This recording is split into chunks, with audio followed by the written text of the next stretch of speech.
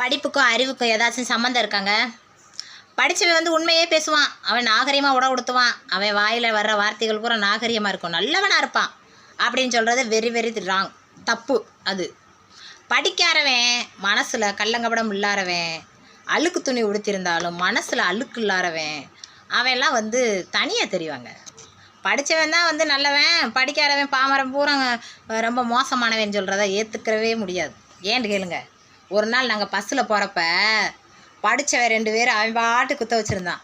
நான் நிறா மாதம் கையில் ஒரு குழந்த, ரெண்டையும் வச்சுக்கிட்டு அது என்ன பூவந்தியிலேருந்து மதுரை வர்ற பஸ்ஸில் வர்றேன். அப்போ ஒரு காட்டான், நீங்கள் சொல்கிறீங்க நினைக்கிறீங்க இல்லையா, ஒரு படிக்காத ஒரு பாமரனான ஆள் அவர் தான் வந்துட்டு எனக்கு வந்து இடம் கொடுத்தாரு. எந்திரிச்சு படித்தவனுக்கு நாகரிகம் தெரியலை, அவன் உட்காந்துட்டு அவன் சீட்டில் வரணும், அவன் எந்திரிச்சு நிற்கக்கூடாது அப்படின்னு தான் உட்காந்துருந்தான். அதனால் மனசு நல்ல மனசு இருக்கிறவன் தான் வந்து உண்மை